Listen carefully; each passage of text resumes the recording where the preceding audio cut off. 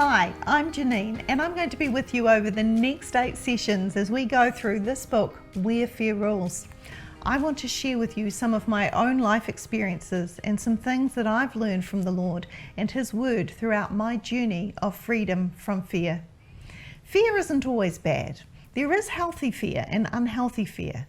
We should have a healthy fear of God, and if there is danger, a healthy fear will assist us with survival. It is the fear that debilitates, weakens, and incapacitates us that is of concern. And this kind of fear alarms us and can cause trembling, phobias, and paranoia. Fear is rampant right across the globe, and we've all experienced it to some degree, but the fact is God did not give fear to us, and He never intended for us to be held back by it. He created us to be free. He calls us to a life of liberty, and He's made a way for us to journey back to freedom if we are lost in fear. If you are living with a degree of fear, you may feel a bit uncomfortable as we begin to focus on the exposure and eviction of fear. But please do not allow these thoughts to prevent you from learning what you so desperately need to know. I would like to encourage you to have an open mind and allow God to show you any areas of fear you have. Remember, the goal here is freedom. Over the next 8 sessions, we will look at what fear looks like when it's ruling. Then we will go down the road to find out how we got into the state we are in. We take a look at how fear can grow into something much bigger than we ever expected, and then we will consider the options we have to stick with fear or fight for freedom. Checking out what the Bible says will be really helpful, and then we'll roll over to session 6, which could be the perfect toolbox for evicting fear. After that, we'll look at the free life, how to keep the freedom, and what responsibilities come with this newfound liberty. At the back of the book, there are some scriptures that will be helpful during your flight to freedom, and you may want to write on the reflections pages to help yourself with your journey. Living with fear can be extremely debilitating, and it is one thing to know that you're fearful and another to realize you have a fear-enslaved lifestyle and believe it's normal. I came to understand that I had some abnormal fear, but I was unaware of the degree of fear I was dealing with on a daily basis. After many years of living with fear, I was also afraid to be free. I guess you could say I was codependent on the feeling of fear that had become so familiar to me. I began to justify my behaviors and my pretensions to myself and to my family just so I could keep things the way they were. As I look around at my friends, family and community now through the eyes of someone who has battled and dealt with fear, I am amazed at the amount of people enslaved with this horrid thing and unaware of the fact. What saddens me even more is that many of these people are Christian, the very ones that should be free, or at least aware they are enslaved and proactively on the journey to freedom. Right now, you may think you have no fear or very little, and I wonder if you will think the same way a few pages or chapters into this book. I believe that it is important to understand what life is like with fear and what it is like without. It is essential to make sure you have the power to choose how you would like to live your life, with fear or without. We are all vulnerable to fear, but there are several ways it enters our lives, and most often without us being aware, it has taken up residence. We either inherit fear or it enters circumstantially through trauma, grief, high levels of stress, or illness of some kind. Fear is a state of unpleasant or disturbing feelings induced by perceived danger. It is developed as a result of learning. In other words, we learn to be afraid through our own life experiences or by watching or hearing from someone else. Some fear is natural, even helpful as part of our survival skills, but the problem with fear is when it begins to rule and determine our life story, making it difficult to reach our potential or even enjoy life. To live with fear means your mindset and perspective on life is vastly different to someone without fear, almost as if you're looking through completely different lenses at the exact same thing at the same time. Fear disables our emotions and our will. We're unable to make the choices and decisions that we would otherwise make if we were free. Ask yourself a few questions. Are you honestly free to really live? Are you able to achieve what you were created and designed for? What is stopping you? Are your day-to-day decisions controlled or impacted by what you're afraid of or worried about? Your honest answers to these questions may help you uncover any fear you may have if you do not already know. As we continue, you may discover what level of fear you are dealing with and how much it is ruling your life. I chose the title Where Fear Rules because just having the knowledge of what it is like where fear rules can empower and propel us towards freedom. Another reason is because up until recently, for most of my life, fear has ruled.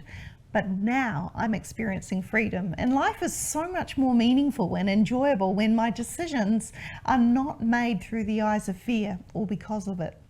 For many of us, our experience is that the homes we grew up in were a place where fear ruled, so we subconsciously imitated the habitual behaviours set up by our parents and siblings. We then make the choice to carry these familiar traits into our adult lives.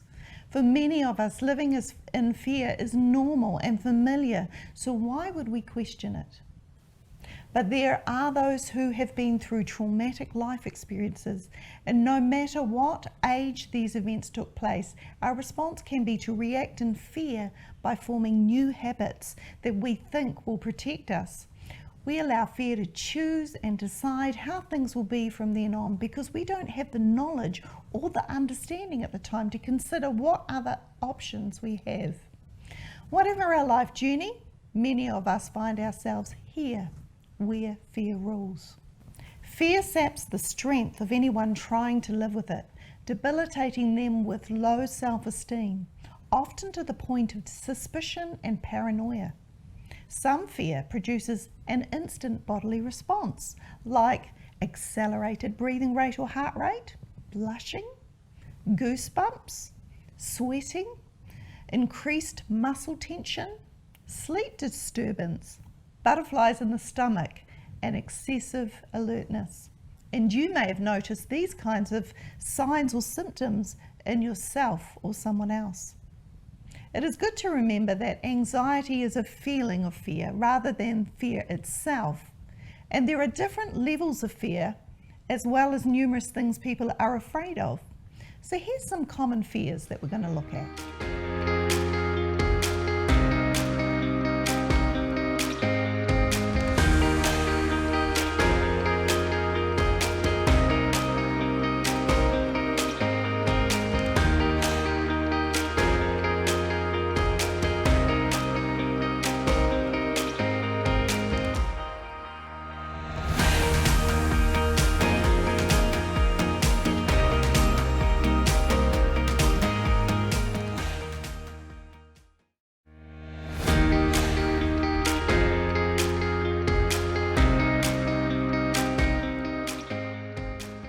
Having lived many years experiencing at least 15 of those common fears, plus a few more, I can tell you this meant life was not as enjoyable as it could have been.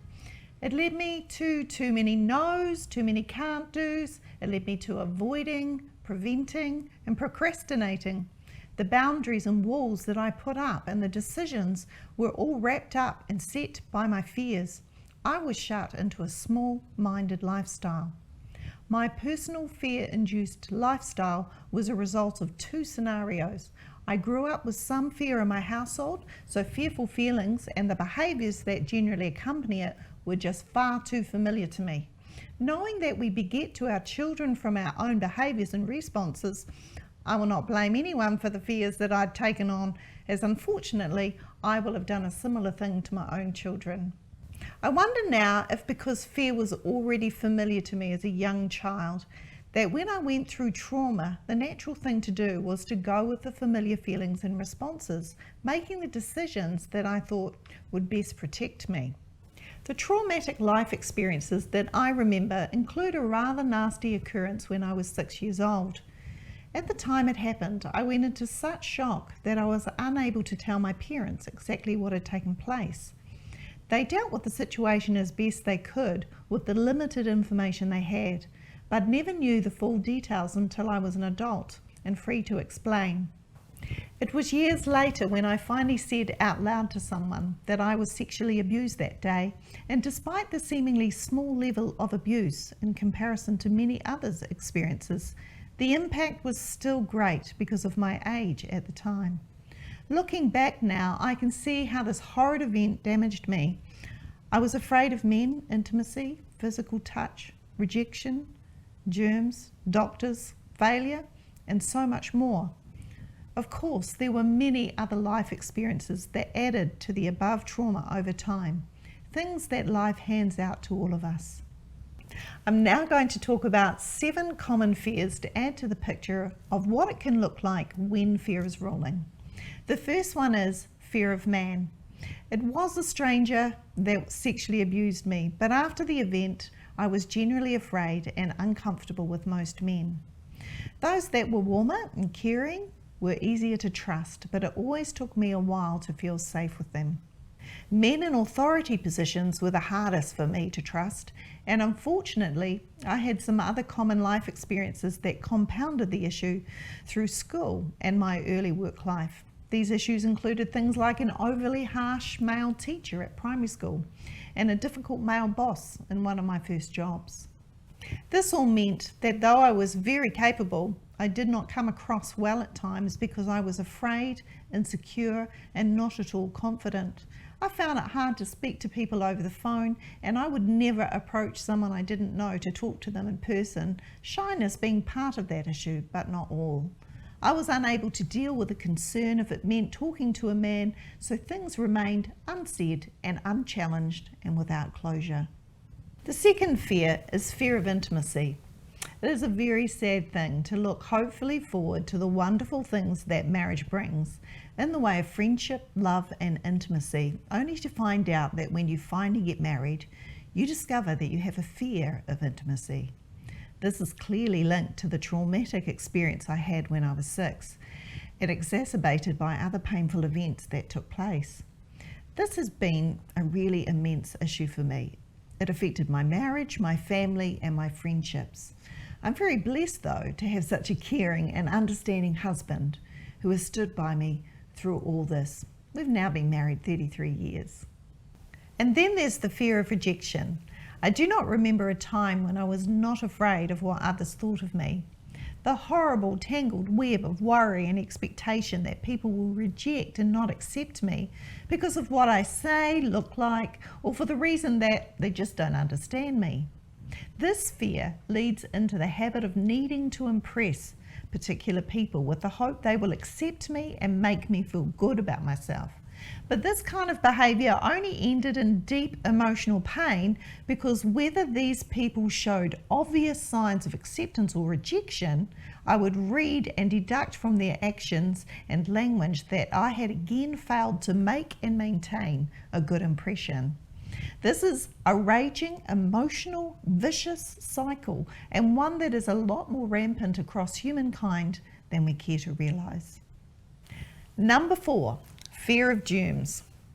I had struggled with the fear of germs on and off during my adult life, and the most recent time I understood it was abnormal. I didn't like it, I didn't want it, and I was unaware of how to get rid of it. I had seen it in others, and I knew the debilitating impact it can have. It made it quite difficult for me to go on holiday at any time to any place. I always felt uncomfortable in other people's homes, in motels and camping grounds, so it was just easier to stay at home and not to have to deal with the issues I faced when away. I didn't trust others to have a realistic level of hygiene, and I was certainly able to explain why they should be more cautious, not just for me, but for others also. This fear began to rule when I was quite unwell. Fear often creeps in when people are sick, and they are more vulnerable at that time. My health was at an all-time low, but it had gone downhill slowly, so I hadn't realised how poorly I was. One of the ways I handled this fear was to do almost everything myself so that I didn't have to be concerned about how others may be contaminating me. What a terrible way to live life. Number 5, fear of failure. Right from a young age, I didn't believe that I would ever achieve much of any value. I had believed a negative phrase spoken to me by someone who honestly thought they were being funny. The phrase was repeatedly spoken over a few years, and it went right into my spirit and became the truth to me.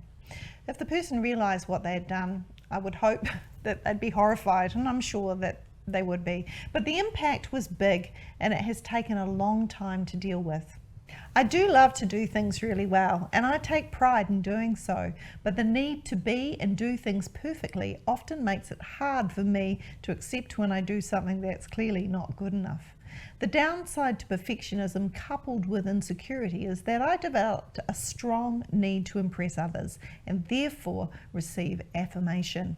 This unrealistic expectation can lead to a tumultuous emotional life.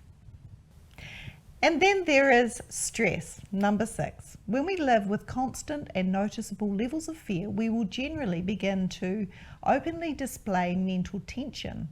This kind of tension would more often than not manifest itself as stress, and it is one of our body's responses to fear and emotional pain. For example, we may fear our own or another's inability to efficiently accomplish an outcome in the time given or with the resources available. Our workload may be hugely unrealistic, or we may just perceive it as. Either way, our stressed responses are a reaction to what we fear may happen.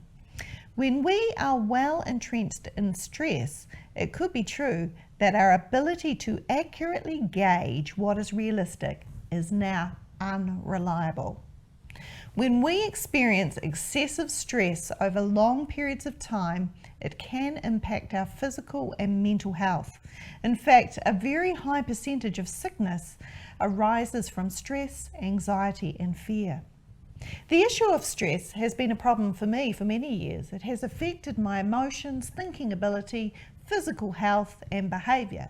So now when stress levels rise, I begin to evaluate my emotions and look at things practically to help myself realistically gauge what is possible.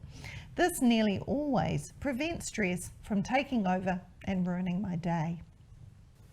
And now we're at number 7, which, believe it or not, is fear of driving.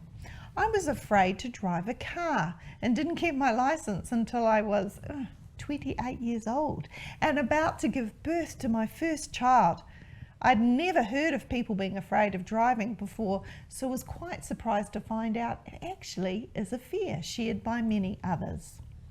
Looking back now, through my freedom spectacles, I would have done life quite differently if I was living without fear. I would have been bold enough to choose a career path that I now understand I would have loved and I would have been more than capable of doing. I would have approached parenting from a different angle, and I would have been a better wife and mum.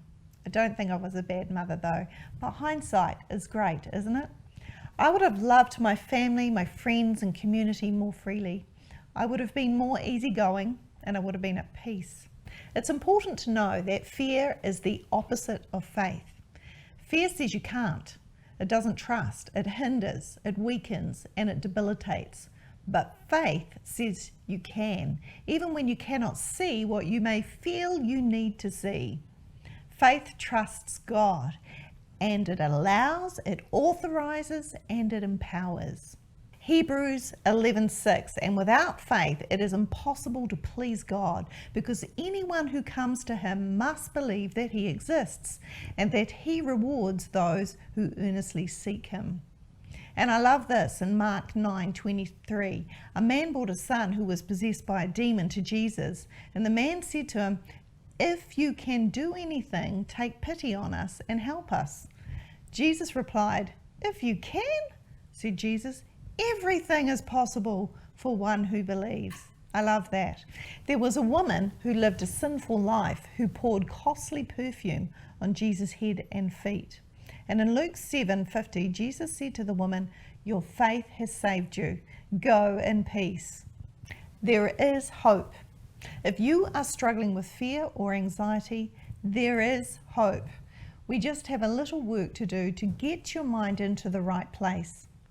Fear ruled my life for a very long time, in fact, decades. I did not realize that this was not normal. I had no idea that I didn't have to be like this, that I could be free. There is most definitely hope for the fear-enslaved captive. I have hounded heaven for freedom, and I can tell you that God has and is answering my prayer.